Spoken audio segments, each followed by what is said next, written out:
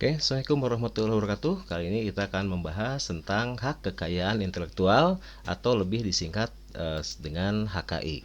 Oke, teman-teman, kalau kita lihat dari pengertian dari hak kekayaan intelektual ini adalah hak yang timbul sebagai hasil olah pikir otak yang menghasilkan suatu produk atau proses yang berguna untuk manusia atau hak untuk menikmati secara ekonomis dari suatu kreativitas intelektualitas. Kalau kita lihat dari ruang lingkupnya, ini HKI dibagi menjadi dua, yaitu ada hak cipta atau copyright dan juga hak kekayaan industri atau industrial property right.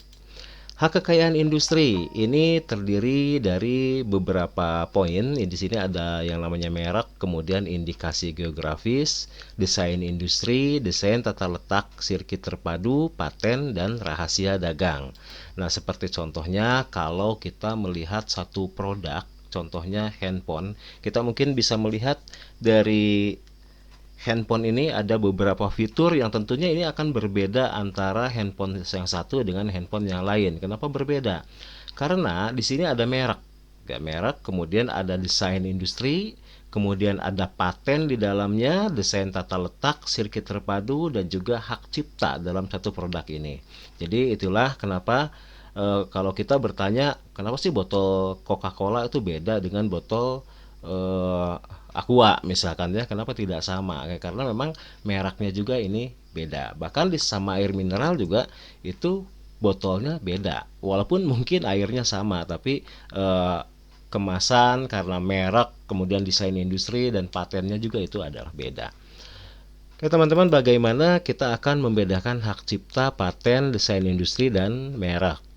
Nah, kalau kita berbicara hak cipta ya, berarti yang menjadi subjek itu adalah penciptanya. Beda dengan paten. Kalau paten itu berarti inventornya.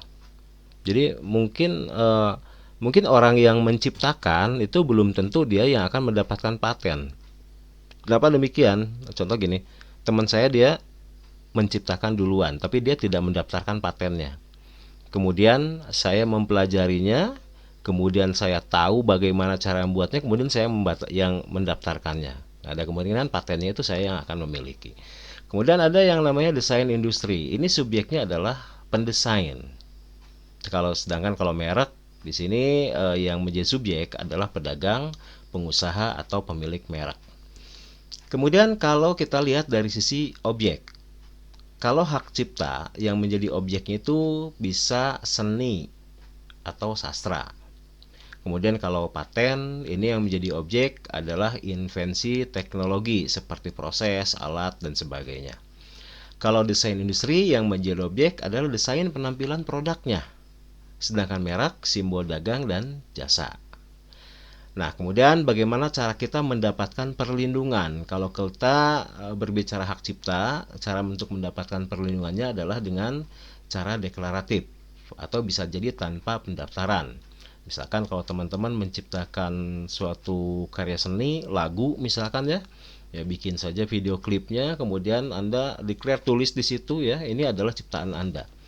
Kemudian kalau paten ini jelas harus melalui proses pendaftaran atau konstitutif. Demikian juga dengan desain industri dan merek. Semuanya ini harus melalui proses pendaftaran. Kemudian lama perlindungan. Kalau hak cipta ini biasanya setelah meninggal ditambah 50 tahun. Ini perlindungan dari hak cipta. Kalau paten biasanya 20 tahun ya, ini untuk paten yang biasa, dan kalau yang sederhana ini 10 tahun. Desain industri 10 tahun, dan kalau merek 10 tahun dan dapat diperpanjang. Oke teman-teman, kemudian untuk hak cipta,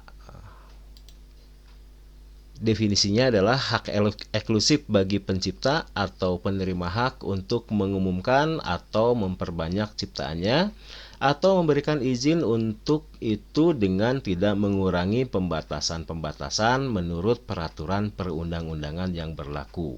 Jadi konsep dasar dari hak cipta ini adalah hak yang didasarkan pada orisinalitas karya dan keahlian kreatif seseorang.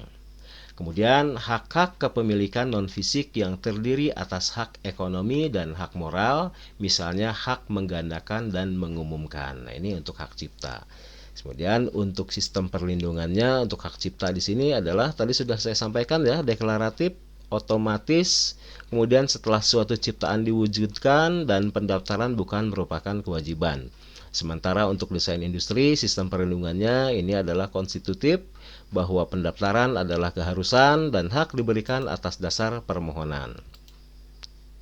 Oke, kemudian kita berbicara tentang lingkup dan masa berlaku hak cipta. Ada hak cipta yang berlaku selama 50 tahun setelah pencipta meninggal dunia. Apa aja itu?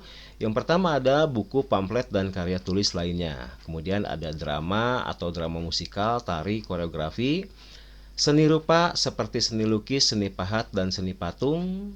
Ada seni batik, lagu atau musik dengan atau tanpa teks, arsitektur, ceramah, kuliah, pidato, dan ciptaan sejenis lainnya, alat peraga, peta, dan terjemahan, tafsir, saduran, bunga rampai, dan sebagainya. Ini selama 50 tahun setelah pencipta meninggal dunia.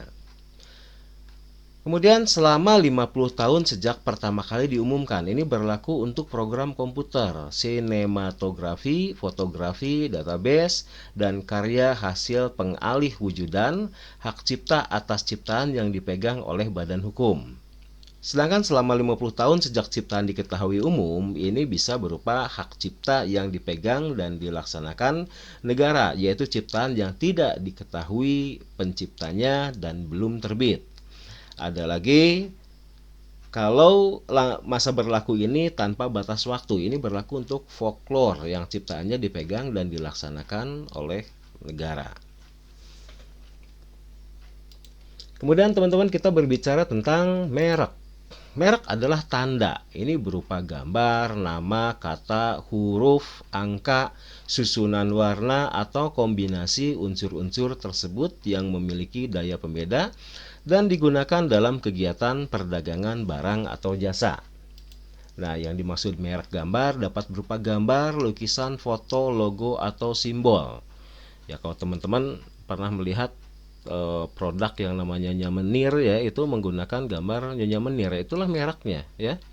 Kemudian ada lagi merek yang berupa nama, dapat berupa nama orang, nama badan, nama kota, tempat ya, nama benda, budaya, nama makhluk hidup, dan benda mati ya. Contoh kalau misalnya ada merek yang namanya Permadi ya, Crocodile, Batavia, Hitachi ya, itu adalah merek nama.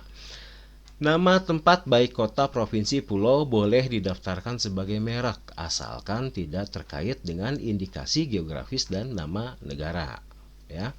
Oke. Kemudian ada lagi yang namanya merek kata. Nah, ini dapat berupa kata benda, kata sifat, kata bilangan, kata majemuk, susunan kata, dan juga kata ciptaan. Seperti misalkan preti, kereta api, lipo ya, bangau putih, ya, ini merek yang berupa kata. Ada lagi merek yang berupa huruf-huruf, adalah merek yang terdiri lebih dari satu huruf. Ya, kalau sirup ada ABC ya. Kemudian kalau aki ada GS. Atau ada merek lain AAA ya. Nah, ini merek yang berupa huruf. Ada lagi merek yang berupa angka. Misalkan 234 atau Jisamsu, ada 355 atau 555 ya, ada perusahaan angkutan dengan merek 4848 ya. Ini adalah merek yang berupa angka-angka.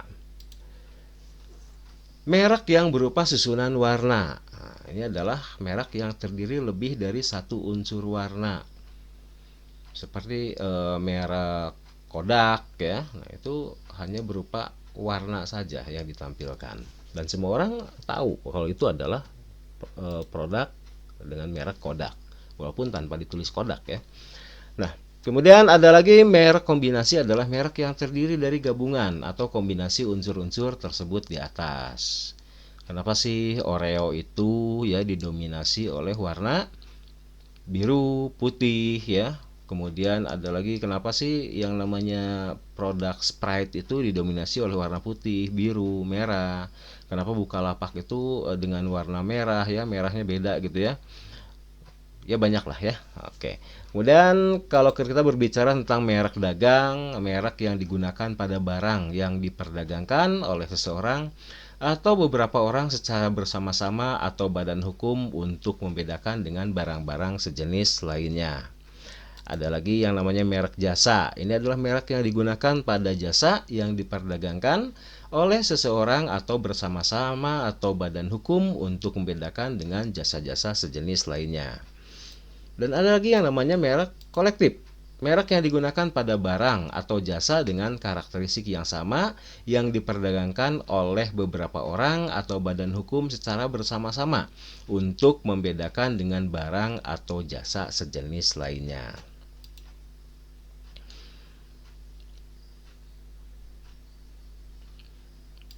Oke, kemudian kita berbicara bagaimana indikasi geografis.